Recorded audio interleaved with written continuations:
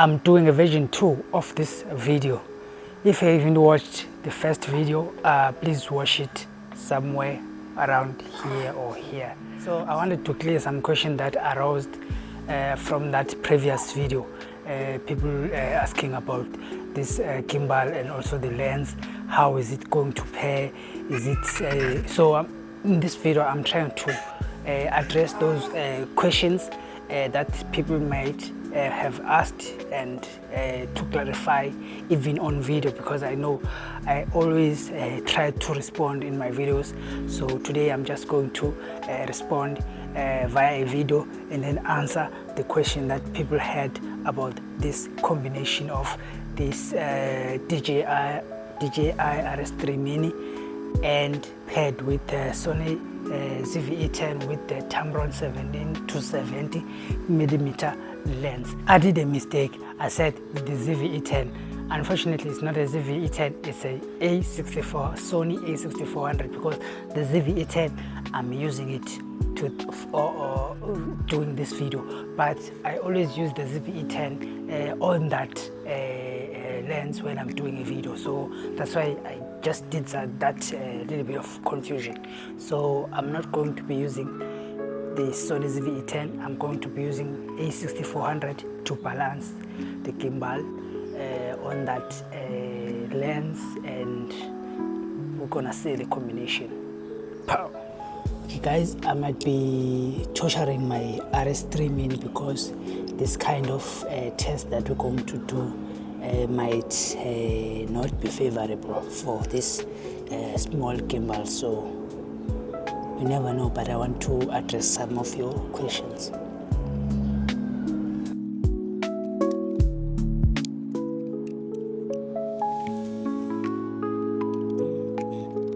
Because we're doing this demonstration, let me do 24mm, because we're going to be zooming in and out and see how this lens, how this gimbal will tolerate that.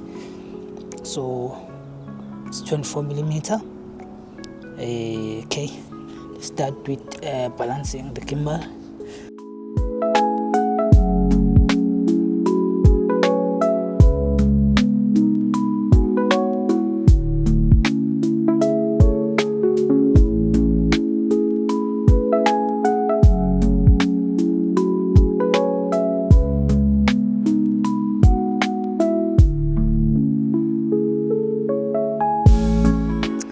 Okay, I'm just going to go straight to my questions on that previous video that I did and try to answer your questions. How nice is that? Okay, let me navigate. Which body are you using? Okay, let me answer that first question. The body that I'm using with this combination is the Sony A6400. I have the A6400, which doesn't have in-body stabilization. Indeed, the A6400 doesn't have in-body stabilization. That's why I bought the gimbal, so that when I'm doing the videos, I'm at least having like a stable footage, so that it doesn't have that shaky. If it had like in-body stabilization, maybe I wouldn't have bought this gimbal. Maybe I would have designed like a nice rig, because in-body stabilization, you can like hold the camera and you won't have too much shakiness in the video, and it's very nice. I always prefer to hold the camera because it's very nice than to always have like stabilized footage. So sometimes it's boring, sometimes it's better if you hold the camera and you do what you want to do. Are you able to control the zoom with the control wheel on RS3? No. At least for me, I don't know others. At least for me, I am not controlling. Let me just demonstrate what I'm talking about. If I'm using this wheel here, does it control the zoom of the camera or the lens? The answer is no. You see, I'm using it just now. It does not control anything, at least for me. I don't know if someone else have that kind of a solution for you, but for me it does not zoom anyhow, right? Okay, I'm reading another question now, the question that we've been all waiting for, and I think it came from a lot of people on my comment section about this question. The question reads like this: does RS3 Mini lose balance and stabilization during zoom?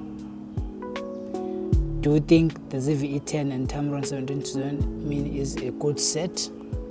I think it's a good set for me if you have a gimbal, right? Because the only problem is if you don't have a gimbal, you have to you will like get shaky footages most of the time. So if you combine these three, and I think you'll be sorted. That's a nice set for me, especially. Let's go back to the question: does RS3 Mini lose balance and stabilization during zoom? Let's see it just now. Okay. Now it's balancing very nice. It's on 24mm, right? So let's go to 70, and we're gonna watch the LCD screen. Okay, let me just do it like this.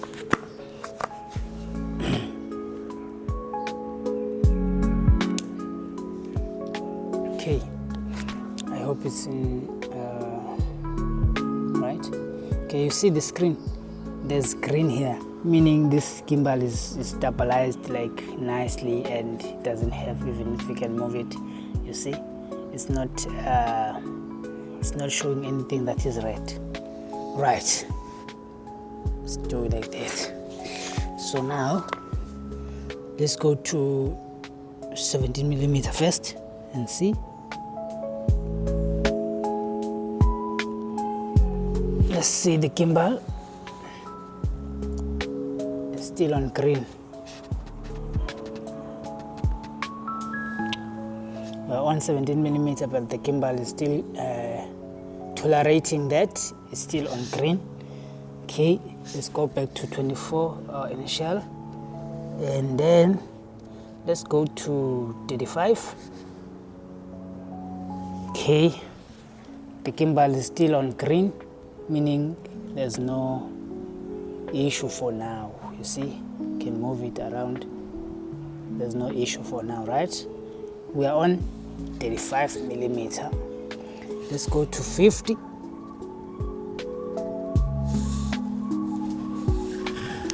I just saw red there.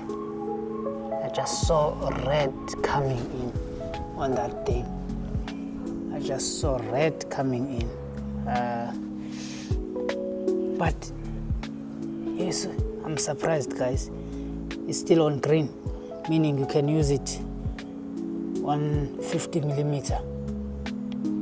Wow, I'm also surprised. Let's go to 70mm.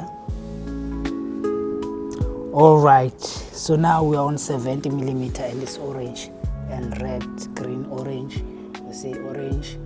I don't know if you can see. It's popping orange, meaning that we are in danger zone now. It's orange, so you can still use it like this, but it's dangerous. So guys, I'm also surprised. Let's go back to our initial 24mm, and then we should be good. So guys, I'm also surprised that this lens can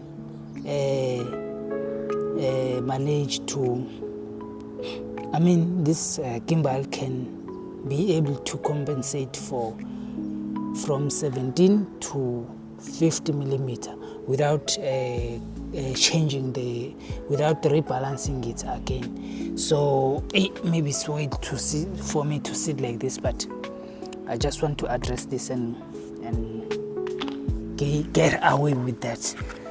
So guys, yeah, I'm also surprised, as some of you have asked this question: because I balanced this gimbal on a 24mm on this lens, then I was able to go from 17 to 50 without getting any warnings on the screen of the DJI RS3. The warning only comes when I go to 70mm, you know, so meaning that it would be okay for you to use it from 17 to 50 without getting any warnings, right? I don't know, I'm not a professional here. I'm just experiencing this just now, and I'm also surprised that it can manage that range of millimeter. That's surprising. Everybody saw what this lens and this gimbal was capable of. Let me see if I still have another questions before we move on, and make sure this video is not very long. I also hate long videos when you don't get exactly what you are looking for. So let's just go. Guys, we don't have any other questions, right? Of which I was wrong to those that I said this gimbal cannot compensate for changing of millimeter when you're zooming in and out. I discovered it just now that for me, I balanced it from 24mm, and then I was able to go to 50mm without getting any warning, and go back to 17 without getting any warning. So I think I was wrong. I apologize to those that I told them that it does not compensate, of which today I just experienced it, and I'm also surprised that it does that. Thank you for today. Thank you for watching this video. I hope you have subscribed and turn on those notifications so that you don't miss any video that I post. See you on the next one. Peace.